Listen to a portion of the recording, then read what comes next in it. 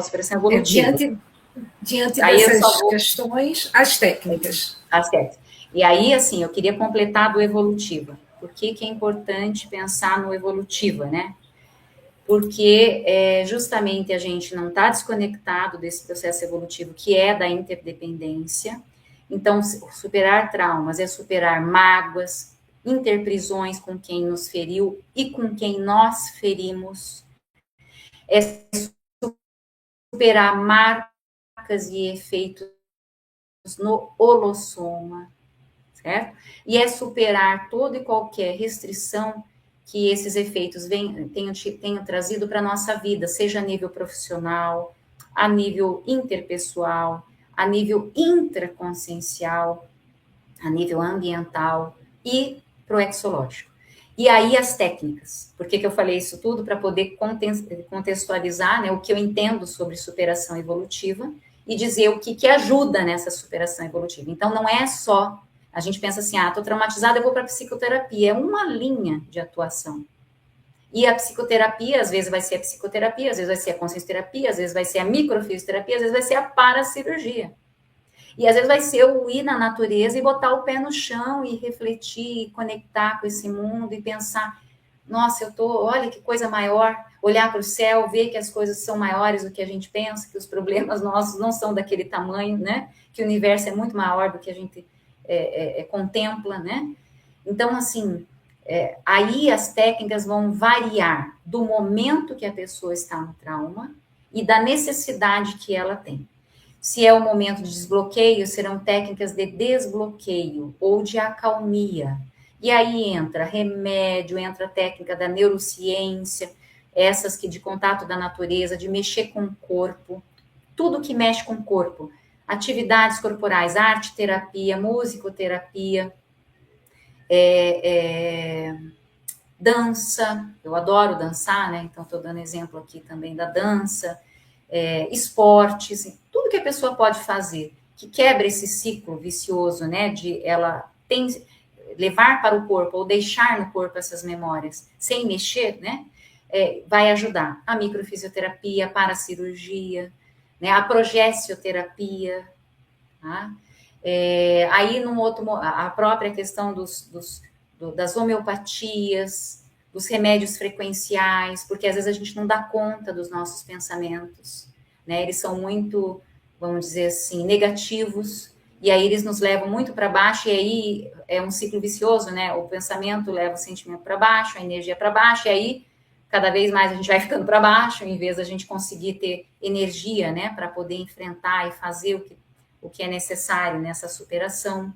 Então, tomar remédios que nos ajudem a estabilizar esses pensamentos, esses sentimentos e energias, são, assim, muito bem-vindos nesse período. Não quer dizer que a gente vai ficar refém deles para o resto da vida, mas eles são muito bem-vindos. Em alguns casos, remédios psiquiátricos mesmo, porque algumas pessoas, a terapêutica natural não faz muito efeito, então cada consciência tem o seu remedinho ou o seu conjunto de remédios para superar evolutivamente os traumas. Aqui eu estou trazendo alguns.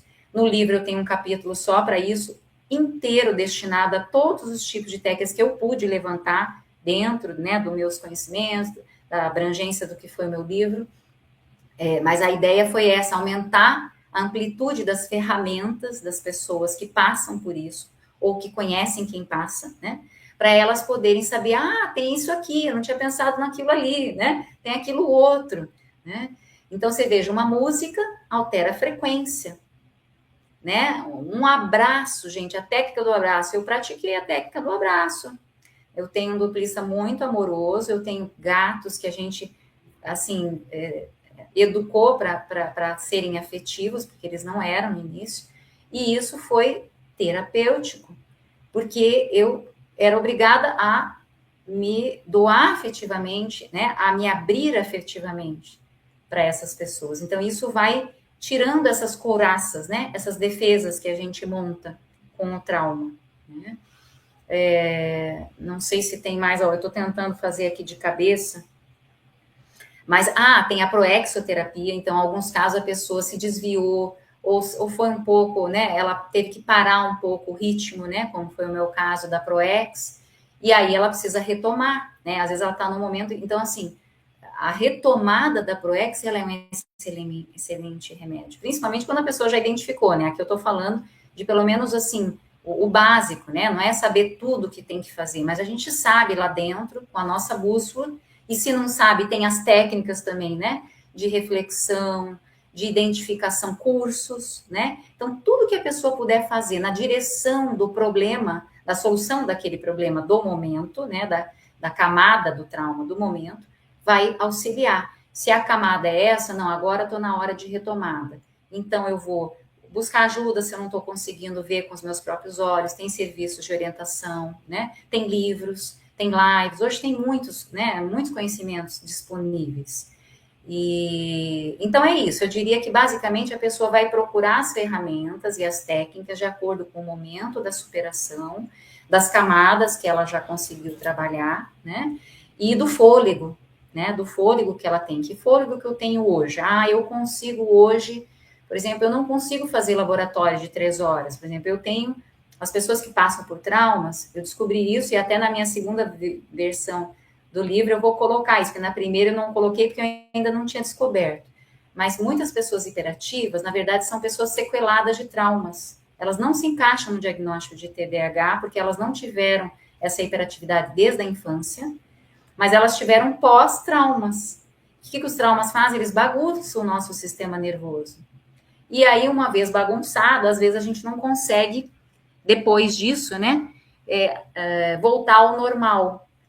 E com isso, tudo bem, vamos viver como podemos. Então, como eu posso viver, né, com esse sistema nervoso diferente, né, que não é mais aquele que eu tinha quando eu ressomei. E aí, de novo, vão vir as técnicas. Ah, não, eu vou me colocar em laboratório de 3 horas, 5 horas, vai ser uma tortura para o operativo. Mas, por exemplo, a técnica da reflexão na madrugada, que a pessoa pode fazer, às vezes, deitada, calma, né, com a calmia. Às vezes ela pode inventar uma técnica, colocar uma música numa frequência. E na natureza, como eu fiz várias vezes, eu tenho uma conexão com a natureza.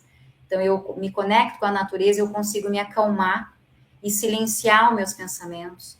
Tem a técnica da coerência cardíaca, que a pessoa hoje foi estudado, né? O centro cardíaco é o terceiro cérebro nosso, né?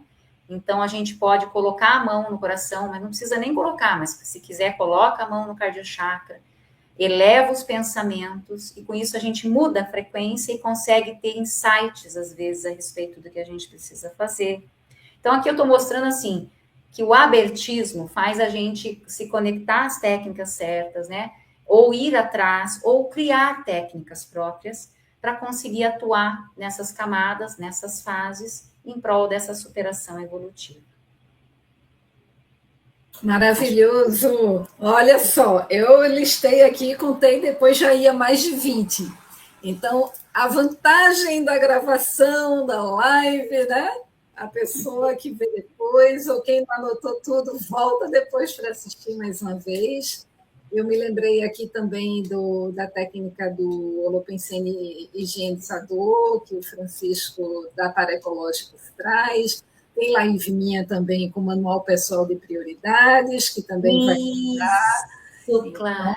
Então, Conscienciologia é maravilhoso por isso, né? São centenas de técnicas que cada um vai fazer o seu receituário personalizado para a sua singularidade consciencial, né, Thaís? Porque cada um é um micro-universo, né? Cada um com seu micro-universo paraecológico, né? A sua microparaecologia. Clara, tá me vindo uma coisa, só uma técnica mais, tá? Para finalizar, eu sei que a gente está perto do horário, mas eu acho que vale a pena. Que é assim, eu tive impacto no meu processo de ProEx e de vida, né? Então, uma das técnicas que eu vi, eu era muito workaholic, e o workaholic tem uma tendência de aceleração, de querer sempre ocupar o tempo, sempre estar produzindo algo, porque senão ele não se sente bem, né? E com essa ressignificação dos traumas, hoje eu não tenho problema com o ócio, né? Ou com desacelerar. Então, uma das técnicas para quem é muito acelerado é desacelerar a vida. E aí envolve várias coisas, o minimalismo é uma delas, como é que eu vou acelerar? Tendo menos coisas para me preocupar, para manter no intrafísico, né? Roupas, bens, objetos, né? Tudo. Eu hoje, assim, diminuí a quantidade de livros, diminuí a quantidade de coisas da minha casa, tudo, né? Tudo isso ajuda. Por um outro lado, a pessoa que está atrasada, né? Que ela se vê num quadro onde ela ficou muito tempo parada, né? Em volta dos traumas, e ela precisa acelerar a ProEx, a vida, aí ela tem a técnica do mais um ano de vida, né? E tem outras técnicas otimizadoras, né? Dentro da Conselhologia e fora, com esse objetivo, né? Só da pessoa colocar metas, como a própria Clara colocou, né? Ter prioridades, metas definidas, isso ajuda demais nessa aceleração e nesse autocompromisso, né? Com esse novo momento de vida da pessoa.